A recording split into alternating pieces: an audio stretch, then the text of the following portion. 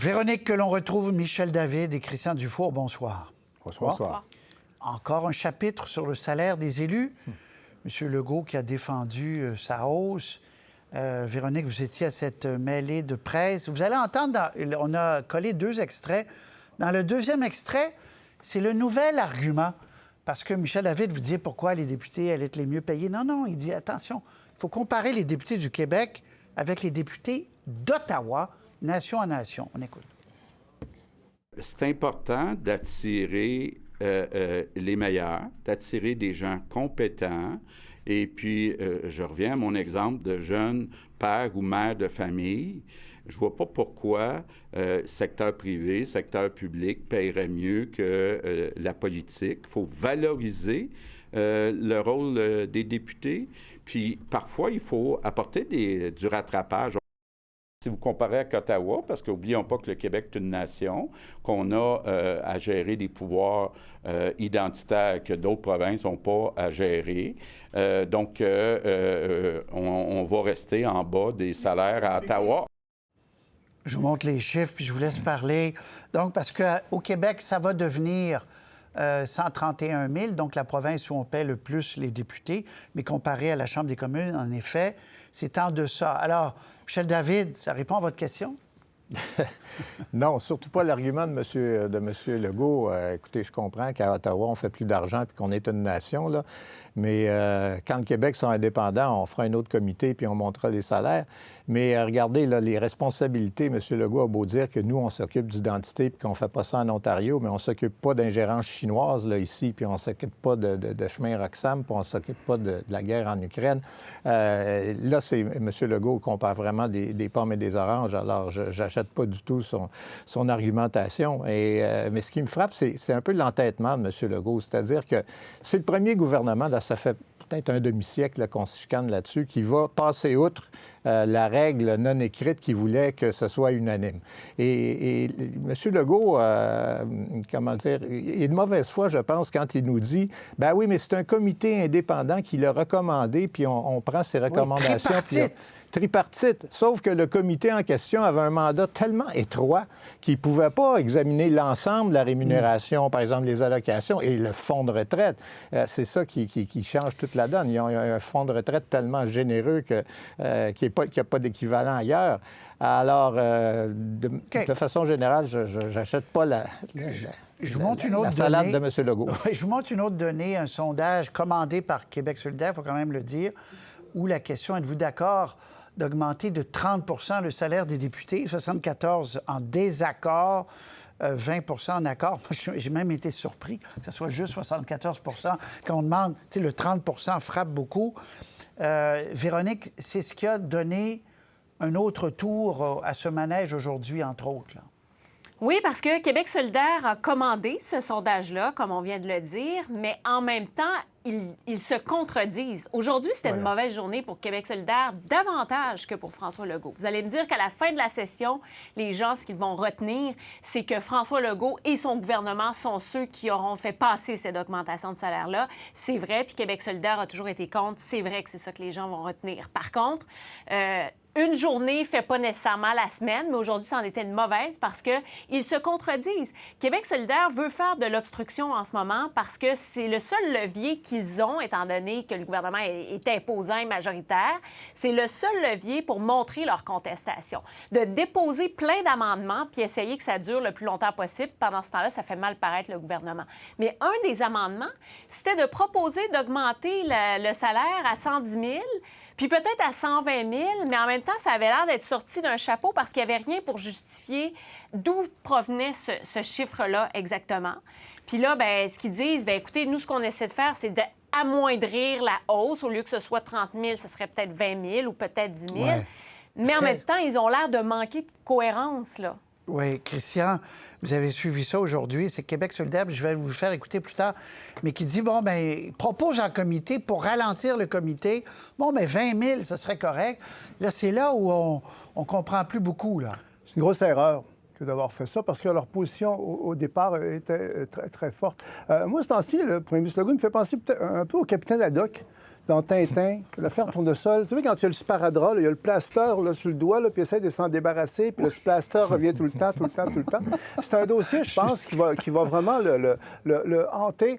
Parce que franchement, j'ai écouté notre premier ministre, pour qui j'ai beaucoup d'affection, je le dis souvent, mais c'est lamentable, franchement, comme argumentaire. Puis de toute façon, moi, je persiste et signe. Un député, là, pour déterminer le salaire d'un député, il faut les payer assez, il ne faut pas les payer trop. Il n'y a pas de comparaison à faire avec les autres professions, parce que c'est une profession qui est unique. Puis comme Michel le dit, l'erreur fondamentale, c'est qu'on n'a pas tenu compte de l'ensemble du dossier, comme la juge... Oui, mais l'argument, quand il répète, et je vous relance là-dessus, quand il répète, M. Legault, oui, mais attention, il y avait un député du Parti québécois, il y avait une députée du Parti libéral, il y avait des gens représentés... C'est n'importe quoi, je trouve, Patrice. Son argumentaire est tellement faible, je suis un peu gêné pour lui. Puis quant à ce que dit Véronique aussi, je trouve que c'est n'importe quoi. Parce que c'est un argument. D'abord, il n'a pas répondu que quand on lui a dit oui, mais ils sont la comparaison avec l'Ontario, ils vont être plus payés que l'Ontario. Il n'a pas répondu à ça. Il vient tout le temps avec l'idée que c'est des gens qui travaillent fort, puis qui ont le droit d'avoir de l'argent, puis il faut attirer des gens des autres secteurs, qu'on soit compétitif. Moi, je trouve que ça ne tient vraiment pas la route. Mais en même temps, moi, ça me désole parce que Québec solidaire, moi, quelque part, je trouvais que c'était bon, leur dossier. Puis eux aussi sont en train de le gâcher en n'étant pas capables de se tenir debout puis de dire on tient notre fil. Mais franchement, pour M. Legault, c'est gênant. Moi, je trouve que c'est gênant. On va écouter moi, je voudrais Gabriel. ajouter quelque chose Oui, sur François Legault. Au fil de mes discussions avec les différents députés, là, 90 députés dans un caucus, là, moi, on m'a dit que le plus dur à convaincre, ça avait été François Legault, parce qu'il était pleinement conscient de l'image que ça allait projeter, puis de la critique que ça allait attirer, puis du fait que ça allait omnubiler tout le reste, puis prendre toute la place à la fin de la session. Mais quand tu as 90 députés, puis que majoritairement, ils veulent avoir l'augmentation, bien, j'ai comme l'impression qu'il le fait pour ces députés-là. Mais est-ce qu'il fallait les augmenter, c'est clair, mais est-ce qu'il n'aurait pas été possible de faire correctement les choses? D'accord. Je ne vais pas continuellement revenir, mais à ça, puis Michel, je vais vous entendre là-dessus, parce que vous avez dit, oui, mais le mandat du comité était restreint, c'est-à-dire le comité devait se pencher sur le salaire, mais il n'avait pas à regarder totalement les fonds de pension, etc. Mais c'est quand même un comité avec un péquiste, une libérale, puis un caquiste qui ont un ex qui ont décidé ça, là, Michel. Je comprends, mais il y avait quand même les bras attachés, ce comité-là. Ça aurait eu du sens, une augmentation de cet ordre-là, si par ailleurs on avait rajusté le régime de retraite, là, qui est scandaleux, bien honnêtement. OK. On écoute Gabriel Nadeau-Dubois, qui, lui, a essayé de se dépatouiller. Véronique nous disait, eux, ils proposaient 20 000 au lieu de 0, ou enfin, au lieu de 30 000. On écoute. Je constate que ces amendements-là ont généré des questionnements sur la position de Québec solidaire. On ne réécrira pas le passé. Ce qui est important pour moi aujourd'hui, c'est de dire clairement la position de Québec solidaire, depuis 10 ans, n'a jamais changé. On est contre toute augmentation qui serait votée par les députés eux-mêmes. Je constate que ça génère de la confusion et des questions. On ne l'avait pas vu venir. Bon, pas une bonne journée aujourd'hui, comme vous avez dit, Véronique. Oui, si on compare avec Paul Saint-Pierre Plamondon, plus Serment du Roi, ce qui avait fait sa force, c'est qu'il n'avait jamais vacillé. Il n'avait jamais changé de position. Du début jusqu'à la fin, quelles que soient les critiques, il avait tenu son bout puis il a gagné. Je trouve que Québec solidaire, quelque part, il y avait un dossier très gagnant. Mais là, je ne sais pas qu'ils ont perdu, mais ils ont gâché quelque chose, là, parce qu'on a l'impression que c'est plus, pas de la démagogie, mais de la stratégie politique qu'une conviction profonde. Motion du NPD aujourd'hui à la Chambre des communes. Je vous fais entendre un échange à la Chambre des communes. Motion du NPD qui demande le retrait de M. Johnston pour la suite des choses. On écoute. Va-t-il arrêter de se cacher en arrière de son ami de la Fondation Trudeau et enfin déclencher une enquête publique? Est-ce que le premier ministre va avoir la dignité et le sens de l'État de le clairer et de faire une commission d'enquête indépendante et publique? Est-ce que le premier ministre va enfin prendre au sérieux ces allégations et déclencher une enquête publique? Nous allons continuer de prendre cet enjeu au sérieux. Nous allons continuer de laisser les faits et l'intelligence recueillie par nos agences guider nos réflexions et nos actions là-dessus. Alors, Christian, je commence avec vous. Tour de table. M. Trudeau, manifestement, ne va pas renvoyer M. Johnston, qui va continuer, lui, à des audiences publiques qu'il veut diriger, etc. Bien, il ne veut pas céder, il ne veut pas perdre la face, même si là, il se retrouve un peu seul contre tous. Mais la position qui me semble quand même un peu spéciale, c'est celle de Jack Metzing du NPD. Parce que, de facto, on est confronté à un gouvernement de coalition. Et puis, le moins qu'on puisse dire, c'est que ça ne brille pas par son courage.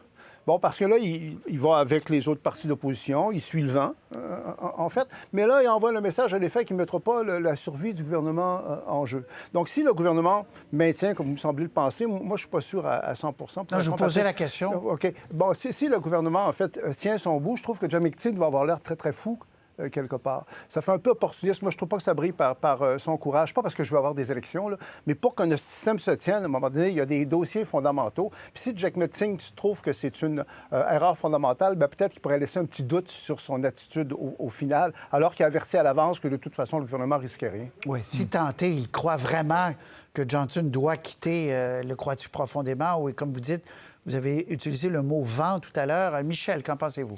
Bien, je pense que M. Trudeau n'a pas le choix que de refuser parce que s'il dit, bon, c'est vrai, M. Johnson n'a pas la crédibilité pour mener les audiences publiques, ça veut dire qu'il n'avait pas la crédibilité pour mener son premier examen non plus. Et à partir de ce moment-là, tout le rapport sur lequel M. Trudeau s'appuie pour dire qu'il n'y aura pas d'enquête publique serait dévalorisé. Alors, il n'y a pas le choix que tenir son bout. Maintenant, dans le cas de M. Singh ne veut pas d'élection. Il est certain que s'il se laisse embarquer jusqu'à en faire une affaire de motion de confiance, toute sa stratégie... Tout s'écroule.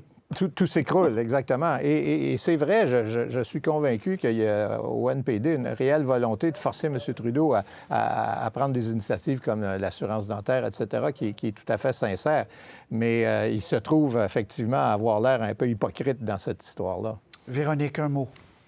Bien, c'est une motion qui n'est pas contraignante, mais c'est embarrassant. Puis François-Philippe Champagne l'a dit aujourd'hui, la Chambre, elle est souveraine, elle peut faire ce qu'elle veut, mais nous, en bout de ligne, on gouverne, alors c'est eux qui décident, finalement. D'un autre côté, je me dis, M. Johnston va probablement lui-même finir par se poser la question concernant sa légitimité. Parce que là, le débat est en train de faire diversion. Est-ce que sa présence, est-ce que lui-même est en train d'occulter tout le reste? Je suppose que lui-même doit être en train quand même de faire cette réflexion. Je trouve ça intéressant ce que dit Véronique, parce que ce ne serait pas une voie de sortie, ça.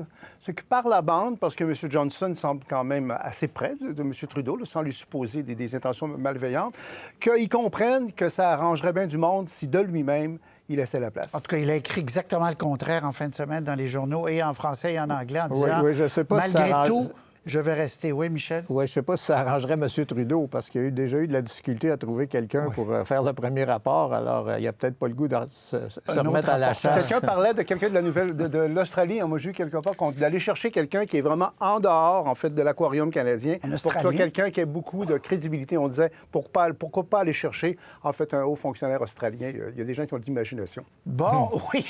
Rapport du commissaire des langues officielles, c'est un peu le jour de la marmotte, ça revient. On écoute Raymond Théberge, commissaire aux langues, qui parle d'Air Canada, et Ginette Petitpas-Taylor ensuite. Les Canadiens et les Canadiennes ont très bien assimilé le concept des langues officielles comme étant une valeur fondamentale canadienne. Les manquements qu'on constate cette année, depuis toujours, c'est tout simplement, ça démontre que nos institutions n'ont pas encore assimilé au sein de leurs organisations l'importance des langues officielles et qu'on doit résoudre des problèmes systémiques. Le fait de ne pas respecter les droits linguistiques d'une communauté, ça démontre possiblement un manque de respect. Le commissaire aux langues officielles, la seule chose qu'il avait le droit de faire, ce qu'on veut, c'était d'enquêter et puis de faire des recommandations. Maintenant, avec le projet de loi C-13, avec l'adoption puis la sanction royale de C-13 quand même, le commissaire pourra imposer des sanctions administratives pécuniaires pour chaque infraction qui est apportée contre Air Canada, si qu'on veut. Donc, Michel, je commence avec vous. Elle dit, le nouveau commissaire, avec ma nouvelle loi, aura des dents. Celui-ci n'a pas de dents. Oui, bien, d'abord, ce que M. Théberge dit, là, que la population a accepté que les deux langues officielles, c'est une valeur canadienne. Je ne suis pas certain que c'est si répandu ça comme valeur au Canada anglais. D'autre part, les dents, là, j'ai hâte de voir. Là. Il y a, par exemple, prenons Air Canada. Il y a 276 plaintes, là, puis c'est probablement la pointe de l'iceberg. Là. C'est pas tout le monde qui porte plainte, même s'il est irrité du service.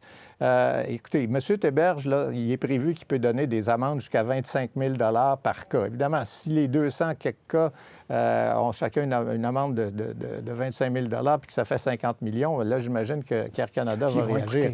Mais c'est pas ça qu'il va faire. Moi, j'ai hâte de voir combien d'amendes il va distribuer. 1, 2, et si c'est ça, là, c'est pas dissuasif du tout pour Air Canada. Christian. Bon, c'est ça. Air Canada, c'est vraiment une des entreprises fédérales dont le dossier des services en français est le plus critiquable parce qu'il y a beaucoup aussi de contacts avec les citoyens. Puis il y a l'affaire Michael Rousseau qui a quand même attiré l'attention sur cette institution fédérale-là. Donc, la question qu'on doit se poser, là, comme Michel, je pense, pose tous, est-ce que les nouvelles mesures législatives à Ottawa vont changer quelque chose? C'est bien beau de se lamenter puis de dire on veut être respecté. On commence à devenir très, très bon, les francophones là-dessus au Canada. Et moi, ce que j'espère, c'est que non seulement il y a des sanctions, mais qu'il y a des sanctions financières extrêmement élevées. Parce que moi, je suis convaincu que ça va être la seule façon qu'Air Canada réagisse. Parce que c'est bien beau les belles paroles, hypocrites, sirupeuses. Moi, je suis plus capable de les entendre. Si la nouvelle législation doit être appliquée, puis il faut qu'elle soit appliquée, qui paye cher. C'est comme ça qu'ils vont comprendre. Dans la langue qu'ils comprennent, money talks, Véronique, là. Oui, puis M. Théberge disait aussi qu'il veut publiciser les amendes. Donc, peut-être que ça aura un effet encore plus dissuasif. Puis du côté de Québec, aujourd'hui, on ne grimpait pas dans les rideaux parce qu'on me disait, oui, mais en plus, Air Canada s'est inscrit à l'OQLF pour être accompagné dans un plan de francisation. Donc, ils ont une volonté quand même de le faire. Donc, on va peut-être voir une différence. Mais la question, c'est est-ce que c'est une réelle volonté ou si c'est une opération de relations publiques parce que les autres entreprises à Charte fédérale ont fini par s'inscrire? Il y a lieu de se poser cette question-là aussi. Là. Je voulais vous parler, mais ce sera pour la prochaine fois, de Danielle Smith et de ce que ça va changer. On en parlait hier dans les rapports fédéral, provincial. On va en reparler une autre fois. Je vous dis merci, bonsoir, à la prochaine. Au revoir. Au revoir. Bye.